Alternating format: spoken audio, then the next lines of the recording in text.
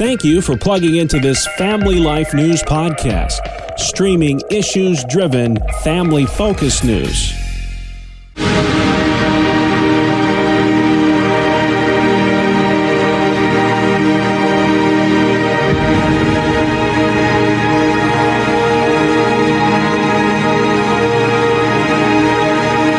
Welcome to another edition of Hometown Heroes on Family Life. I'm your host, Bill Price. Our guest this week, Marissa Conrad from Buffalo, this sophomore at Cedarville University, touching hearts and souls without any hands.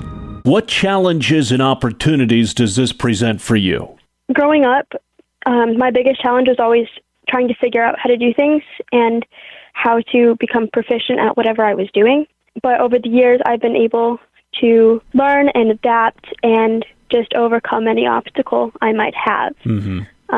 And along with having no hands, I have been able to experience many different things and a lot of opportunities. Now, you were born with no hands, or? Correct. Okay. So going through life without hands, I mean, obviously it presents some challenges, but just looking at some of the things that you were involved in, it's amazing that you're able to do these things without any hands. How are you able to do that? I think a large part of it is just that I was born without hands. I never had to relearn how to do anything. I just learned like anyone else would learn.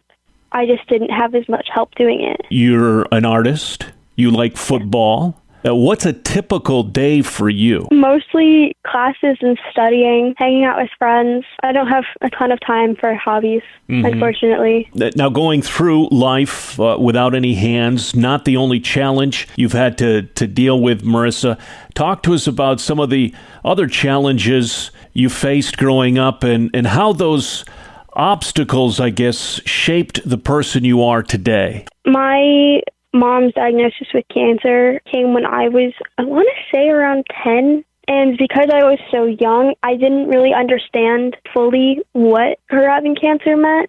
But it just gave me a slightly different perspective on life and helped me not take it for granted. We're speaking to Marissa Conrad from Buffalo, New York, a sophomore at Cedarville University in Cedarville, Ohio. What are some of the common questions that people ask when they meet you for the first time? People don't typically ask me any questions related to my disability. It's generally just questions to get to know me, like where am I from, what's my major, stuff like that. And why do you think people shy away from talking about disabilities? In my experience, it's probably because they don't want to risk offending me or overstepping. And I'm the same way with other people with disabilities because I don't ever want to offend them because I know that people all have different experiences and different feelings toward their disability. I understand you have a tattoo. What is it and what does it mean? On my upper back, I have the creation of Adam hands tattooed. And underneath, I have the words, his creation. And for me, that just symbolizes that God created me exactly how he meant me to be created, and that I am his. Neat stuff. Do you have brothers or sisters? I have an older brother, yes. Okay. If someone's listening right now to us, Marissa, and they have a disability, whether it's something that they look down on or not, but they have a disability. What's your message to that person right now, Marissa? I think my biggest piece of advice is to just not let it control your life. Don't give it the power over you. Most of my problem was dealing with what people thought of me because I had no hands.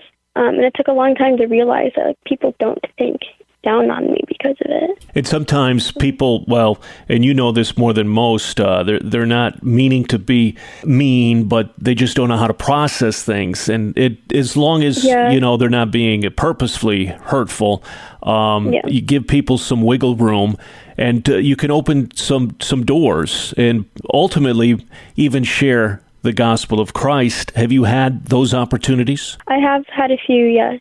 Yeah, I don't know. I feel like in some ways it gives you more opportunities. What do you want to do after you graduate? Well, I hope to go to grad school for psychology and get my master's in counseling and hopefully one day counsel anybody with disabilities, whether it's kids, adults.